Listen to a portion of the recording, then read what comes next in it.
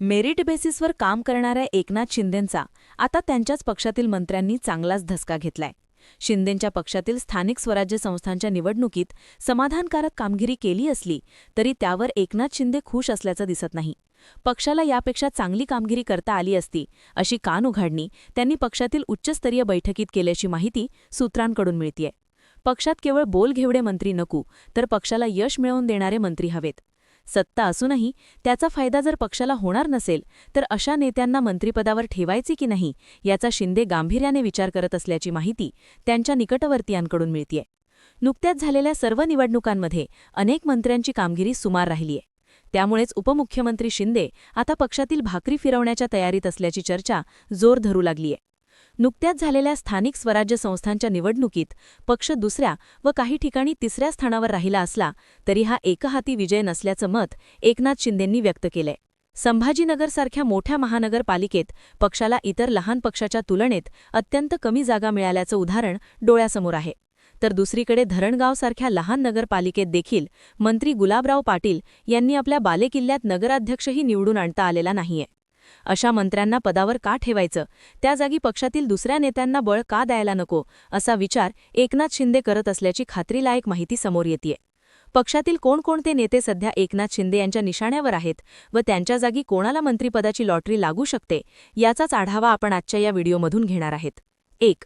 एकनाथ शिंदे यांच्या हिटलिस्टवर पहिला क्रमांक लागतो तो आक्रमक शैलीने ओळखल्या जाणाऱ्या ग्रामीण पुरवठा मंत्री गुलाबराव पाटील यांचा. धरणगाव या आपल्या बालेकिल्ल्यात त्यांना स्वतःचा नगराध्यक्ष निवडून आणता आला नाही.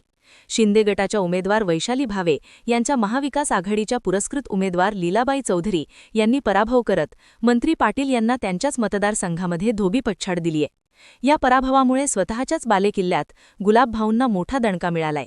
या पराभवाची झळ मुंबईपर्यंत पोहोचल्यानं मंत्री पाटील यांचं मंत्रिपदही धोक्यात आलंय. दुसरीकडे जळगाव महानगरपालिका निवडणुकीतही गुलाबराव पाटील यांना आपला प्रभाव पाडता आलेला नाहीये.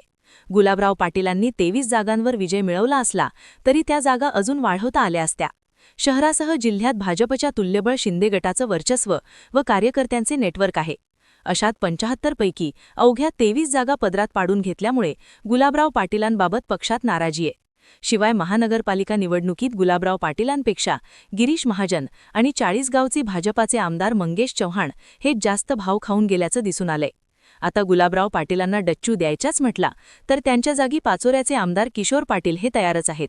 कारण सलग तिसऱ्यांदा निवडून आल्यानंतर जिल्ह्यातून त्यांनाही मंत्रिपद मिळणार अशी चर्चा होती. परंतु एकाच जिल्ह्यात 2 मंत्री नकोत म्हणून त्यांना सध्या वेटिंगवरच ठेवलंय. 2. या यादीत दुसरं नाव येतं ते म्हणजे मंत्री योगेश कदम यांचं. रामदास कदम यांचे चिरंजीव योगेश कदम हे ठाकरे गटात असताना त्यांचे राजकारण संपवण्याचा प्रयत्न झाल्याचा आरोप करत रामदास कदम यांनी मुलासह शिंदे गटाची वाट धरली. रामदास कदम शिवसेनेचे जुने नेते असल्यानं त्यांच्या पुण्याईमुळे योगेश कदम यांना गृहराज्यमंत्रीपद हे देण्यात आलंय. परंतु योगेश कदम त्यांच्या मालकीच्या डान्सबारमुळे सुरुवातीला मोठ्या अडचणीत सापडले. त्यानंतर या विषयावर पडदा पडल्यानंतर एकनाथ शिंदेंनी त्यांना मुंबई महानगरपालिकेची जबाबदारी सोपवली. ठाकरे गटाचे तब्बल 50 माजी नगरसेवकांना सोबत घेऊन शिंदेंनी मुंबई महानगरपालिकेत ठाकरेंना आव्हान दिलं. परंतु कमी साधनशुचिता असूनही ठाकरेंनी आपले तब्बल 65 नगरसेवक निवडून आणले. तर दुसरीकडे शिंदे गटाला अवघ्या 29 जागांवर समाधान मानावे लागले. योगेश कदम यांच्यावर टाकलेली जबाबदारी त्यांनी यथायोग्य पार न पाडल्याने त्यांचं मंत्रिपद आता धोक्यात आलंय. त्यांच्या जागेवर कणकवली नगराध्यक्ष शिंदे सेनेचा नगराध्यक्ष बसवणाऱ्या वेळोप्रसंगी भाजपला अंगावर घेऊन आपला विषय लावून धरणाऱ्या निलेश राणेंना संधी मिळू शकते. 3. या यादीत तिसरा नाव येतं ते संजय शिरसाठ यांचं. संजय शिरसाठ हे कायमच वादग्रस्त नाव राहिलंय. कधी ते पैशांनी भरलेल्या बॅगेमुळे चर्चेत येतात तर कधी त्यांच्या मुलाच्या हॉटेल खरेदी महिलेच्या आरोपांमुळे चर्चेत येतात. आता नुकतीच झालेली संभाजीनगर महानगरपालिका निवडणुकीत संजय शिरसाठ यांनी भाजपशी युती तोडून स्वबळावर निवडणुका लढवल्या.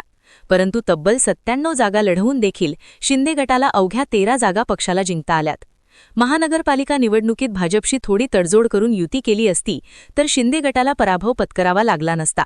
परंतु शिरसाठ यांनी कोणाचंही न ऐकता युती तुटल्याची घोषणा केली. याशिवाय तिकीट वाटपात देखील मोठ्या प्रमाणावरती गोंधळ असा स्थानिक राजकीय विश्लेषणातून दिसून आले. या सर्वांचा परिणाम म्हणून आपला बालेकिल्ला असलेल्या संभाजीनगरात शिंदे गट पराभूत झाला. शिरसाटांच्या ऐवजी कट्टर शिवसैनिक म्हणून ओळखल्या जाणाऱ्या आमदार प्रदीप जायस्वाल यांची मंत्रिपदी वर्णी लागू शकते. या यादीमध्ये चौथं नाव येतं ते म्हणजे परिवहन मंत्री प्रताप सरनाईक यांचं.